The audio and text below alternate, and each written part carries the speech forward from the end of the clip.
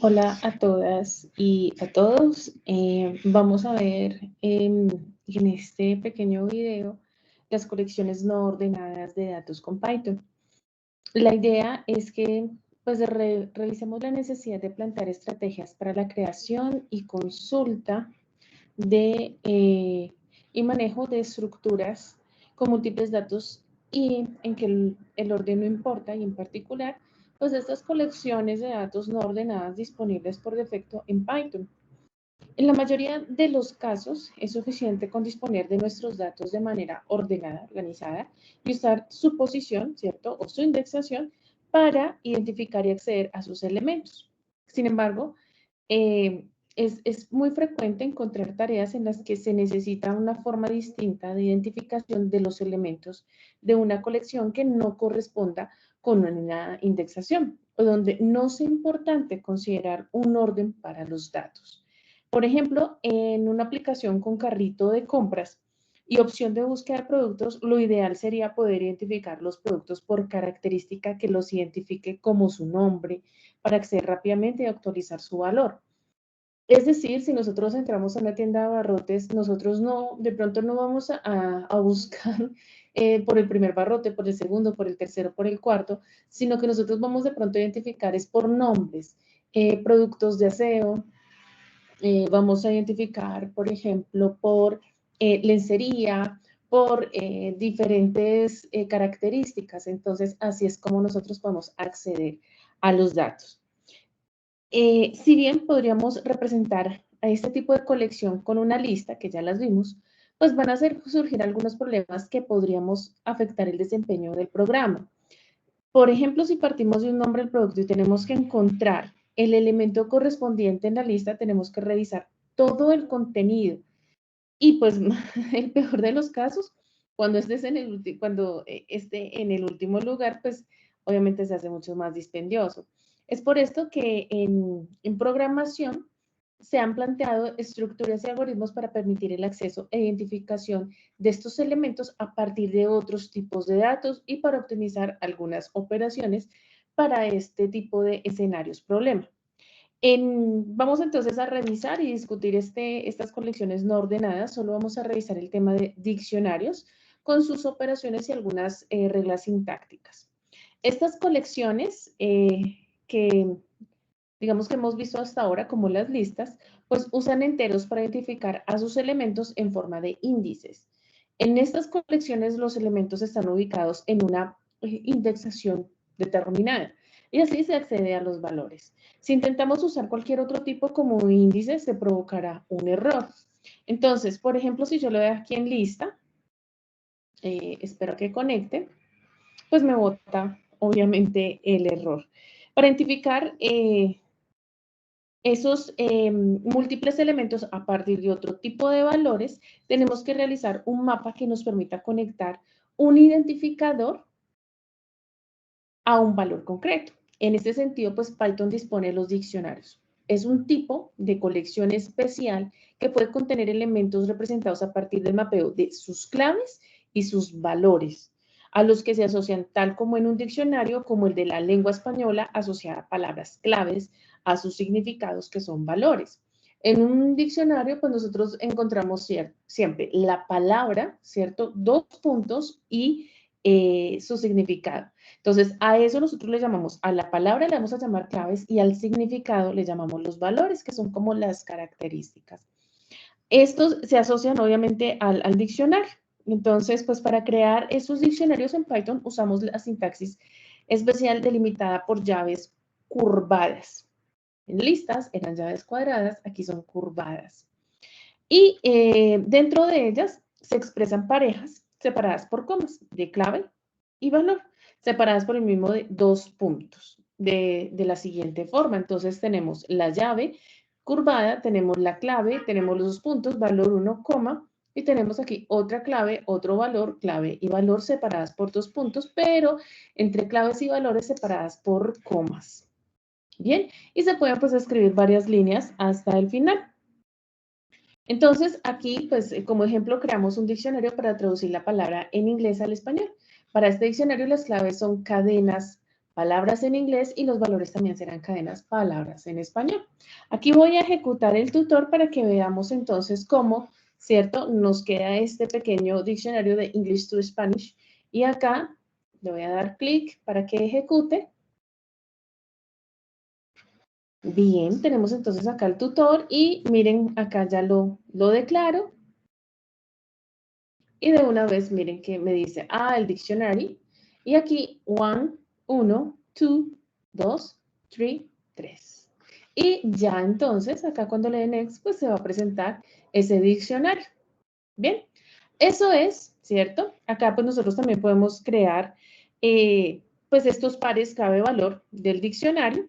Están separados por comas y cada par contiene una clave y un valor separados por los 2 puntos. Podemos crear el diccionario vacío con un par de llaves cuadradas, vacías. Mírenlo, acá está y acá entonces me lo muestra. Tanto como el diccionario anterior tienen tipo dic, si lo vimos aquí arriba, ¿cierto? El diccionario, miren que aquí me aparece el dic. Entonces, si yo aquí le coloco que me muestre el tipo, pues a mí me va a aparecer ahí el dic. Las claves del diccionario pueden ser de cualquier tipo de dato inmutable, que puede estar asociado a cualquier valor de Python mutable o inmutable. También es importante que las claves sean inmutables, o de lo contrario se generará un error de tipo type error. Esto se debe a que no se debería intentar identificar un valor con un dato que pueda cambiarse más adelante, como una lista o un diccionario. Pues entre otras cosas, las claves de un diccionario son únicas. De esa manera, cuando se acceda a un valor, se obtiene siempre el resultado esperado y no hay ambigüedad al realizar una consulta. Si se identifica algún valor con una clave de valor mutable como una lista, al ser de contenido variable, no sería posible asegurar que dos objetos tienen contenido distinto. Sin algún punto del programa, esto pueden ser modificados. Entonces, acá tenemos, ¿cierto? Llaves mutables que generan ese type error. Entonces, acá tenemos el error, ¿cierto? Que es inmutable, la lista. Bien, los valores inmutables más comunes permitidos como llaves son los números, las cadenas de texto y las tuplas con contenido inmutable. Más adelante, entonces, revisamos lo de tuplas. Bien, acá entonces nuevamente ejecuto mi tutor para que lo revisemos. Bien, entonces tenemos un diccionario, 100 es número, ABC cadena, y acá tenemos entonces lo que es la tupla. Entonces acá, next, next, ¿cierto? Y las declara. Entonces acá miren cómo me reconoce la tupla. Obviamente nosotros no hemos hablado de tuplas y de pronto más adelante realizamos un videito de estas tuplas. Por otro lado, los valores sí pueden ser mutables. Podemos, por ejemplo, tener un diccionario con las listas como valores. Entonces, acá nuevamente. Y aquí tengo entonces mi diccionario. Bien, lo vamos a correr. Y lo crea. Entonces, tengo el diccionario A y tengo una lista y de B tengo otra lista. Perfecto. Y tenemos entonces lo que son las operaciones en diccionarios. Entonces tenemos los diccionarios que, ¿cierto? Hablamos que son objetos mutables, por lo que una vez tengamos un diccionario con valores, podemos realizar distintas operaciones sobre este, que pueden o no modificar el contenido.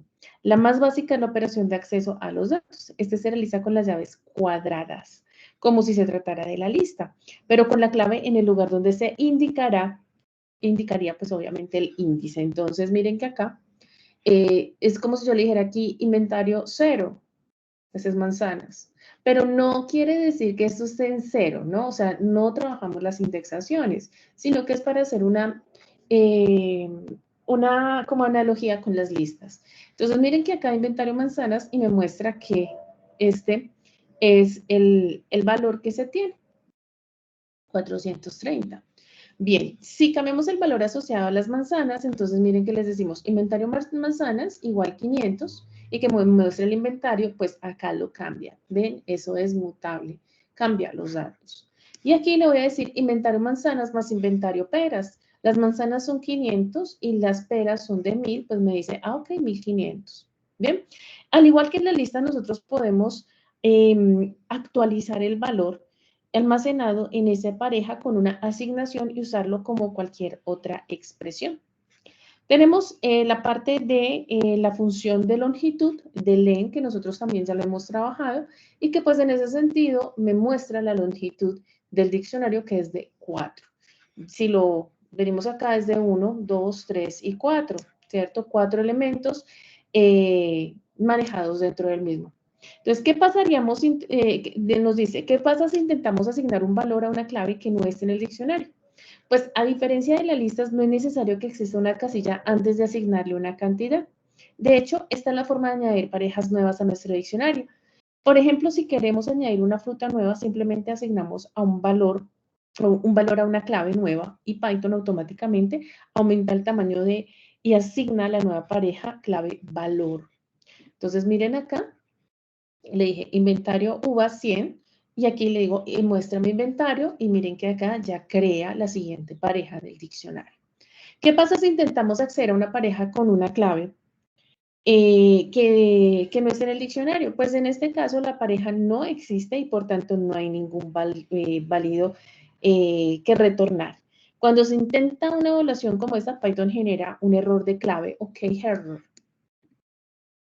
Aquí me dice key error. Perfecto, porque pues no lo encuentra. Ahora, acá de igual manera podemos utilizar el método get.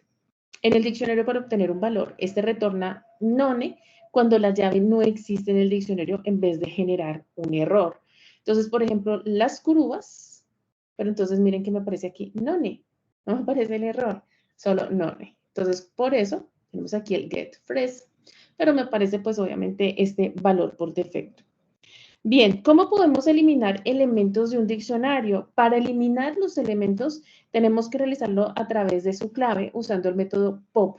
Al igual que en las listas, este retorna el valor eliminado. Entonces, bananos, pop, y aquí le digo bananos y me muestra el 312.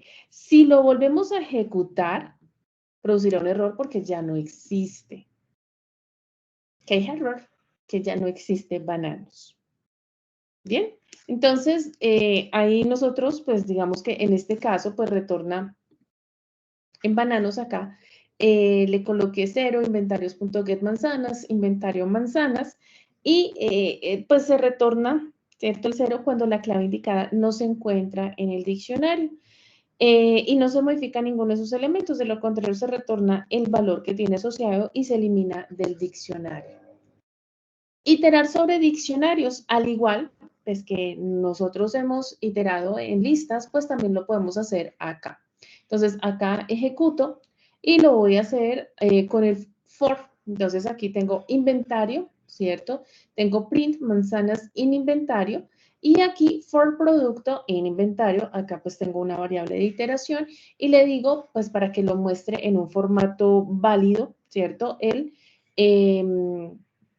El valor del inventario. Entonces tengo, ¿verdad? ¿Print manzanas en inventario? Sí, están las manzanas.